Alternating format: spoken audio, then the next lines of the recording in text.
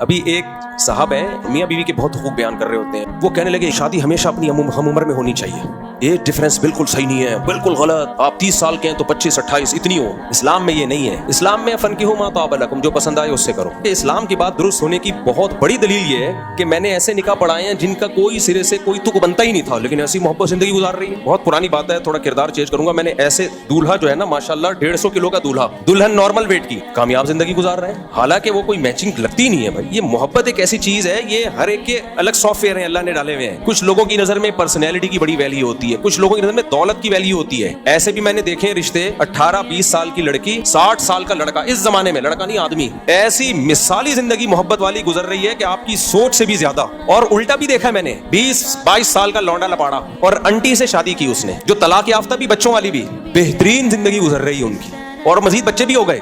अब वो जब इन यूट्यूबर्स के क्लिप सुनेगा मैचिंग ये, तो वो तो डिप्रेशन में जाएंगे ना। इसलिए ये जो आजकल आ रहे हैं ना अफलातून और सुकरात और बुकरात, उसको बोलो बस करो खुदा के लिए, हमारे पास इस्लाम है। कोई कुरान और सुन्नत की बात करो तो सर आंखों पे, वरना ये अपनी थ्योरी, अपने नजरिए अपने पास रखो। नॉर्मली तो ठीक है, ऐसा ही हो, एज डिफरेंस ज्यादा नहीं होना चाहिए, लेकिन अगर कहीं ज्यादा है और दोनों खुश हैं तो तुम्हें क्या तकलीफ हो रही है यार। ये वो एतराजात हैं जो गैर मुस्लिमों से हमारी सोसाइटी में आए हैं। जो सबसे बड़ा एतराज सबसे पहले नबी सल्लल्लाहु अलैहि वसल्लम पे करते हैं कि 9 साल की थी आप हजरत आयशा और हमारे नबी 50 साल के। ये तो फिर मैचिंग की ना हुई शादी। लेकिन दुनिया में इससे ज्यादा कामयाब जोड़ा कोई दुनिया में गुजरा नहीं है।